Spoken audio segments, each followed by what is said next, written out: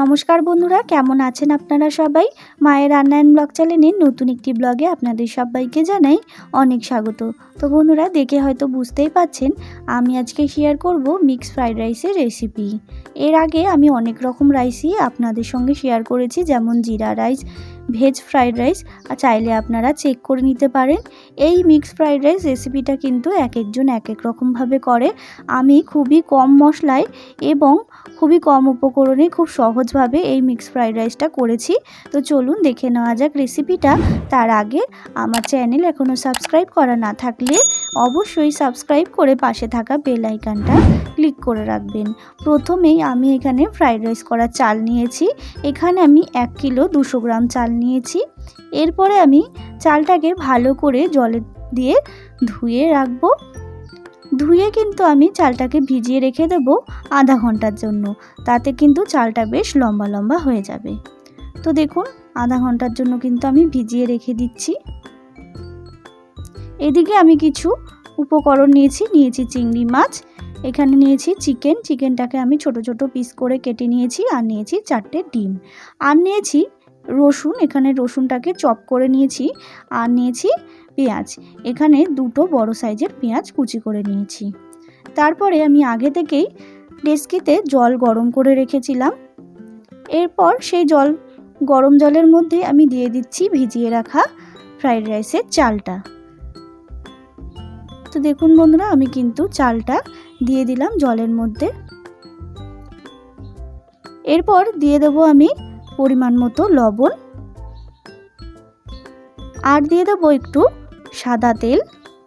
সাদা তেল দিলে কিন্তু এইখানে চালটা যখন সেদ্ধ হয়ে যাবে একটার গায়েও একটা কিন্তু ভাত লেগে যাবে না।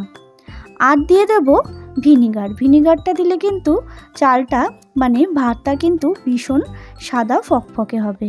এবার ভালো করে একটু নাড়িয়ে চাড়িয়ে কিন্তু ফুটিয়ে নিতে হবে বেশ ভালো করে, ভাতটাকে রান্না করে নিতে হবে। তারপরে আমি সরাসরি গ্যাসে একটি কড়াই বসিয়ে তার মধ্যে দিয়ে দিলাম সাদা তেলটা গরম হয়ে আসলে দিয়ে দিতে হবে ফাটিয়ে রাখা ডিমগুলো। আমি একটা বাটির মধ্যে ফেটিয়ে রেখে দিয়েছিলাম, তাতে কিন্তু সুবিধা হয়েছে। এরপরে দিয়ে দিলাম পরিমাণ মতো লবণ। এবার ভালো করে ডিমটাকে আমি নাড়িয়ে চাড়িয়ে কিন্তু ভুজিয়া করে নেব। তো দেখুন বন্ধুরা, ভুজিয়া করা কিন্তু কমপ্লিট। আমি কিন্তু খুব কড়া করে ভাজিনি, খুব হালকা করে কিন্তু ভেজে নিয়েছি। এবার তুলে নিচ্ছি। তারপরে ওই ডিম ভুজিয়া করা তেলের মধ্যে আর একটু তেল অ্যাড করে আমি কিন্তু দিয়ে দিচ্ছি চিংড়ি মাছটাকেও দিয়ে কিন্তু আমি হালকা করে ভেজে নেব। আপনারা সবাই জানেন চিংড়ি মাছ বেশি ভাজলে কিন্তু শক্ত হয়ে যায়। তো দেখুন বন্ধুরা, চিংড়ি মাছটাকেও কিন্তু ভাজা হয়ে গেছে। এরপর আমি তুলে নিচ্ছি। তারপরে দিয়ে দিচ্ছি চিকেনের টুকরোগুলো দিয়েও আমি কিন্তু একটু নাড়িয়ে চাড়িয়ে সামান্য পরিমাণ লবণ দিয়ে দিতে হবে, যাতে চিকেনটার মধ্যে ভালো করে ঢুকে যায়। এবার ভেজে তুলে নেব। এদিকে কিন্তু আমার রাইসটাও কিন্তু একেবারে কমপ্লিট হয়ে গেছে, দেখতেই পাচ্ছেন খুব ভালো করে কিন্তু রাইসটা হয়ে গেছে। এবার আমি জল ঝরিয়ে নেব, ভাতের মাড়টা গেলে নেব। তো দেখুন, জল ঝরিয়ে রেখে দিয়েছি। তারপরে ওই কড়াইতেই আমি আরেকটু পরিমাণ সাদা তেল অ্যাড করে দিলাম। এবার তেলটা গরম হয়ে আসলে দিয়ে দিতে হবে কুচনো পেঁয়াজটাকে দিয়ে আমি হালকা করে ভেজে নেব। তো দেখুন বন্ধুরা, পেঁয়াজটা ভাজা হয়ে গেলে দিয়ে দিতে হবে রসুন কুচিটা। তারপরে রসুনটাকে আমি হালকা করে ভেজে নিচ্ছি। রসুন এবং পেঁয়াজ ভাজা হয়ে গেলেই দিয়ে দিতে হবে ভুজিয়া করে রাখা ডিম, ভেজে রাখা চিংড়ি মাছ এবং ভেজে রাখা চিকেনের টুকরোগুলো। এবার ভালো করে নাড়িয়ে চাড়িয়ে নিচ্ছি, যাতে সেগুলোর মধ্যে ভালো করে পেঁয়াজ এবং রসুনের ফ্লেভারটা ঢুকে যায়। এবার দিয়ে দিলাম পরিমাণ মতো লবণ, আবারও একটুখানি নাড়িয়ে চাড়িয়ে নিচ্ছি।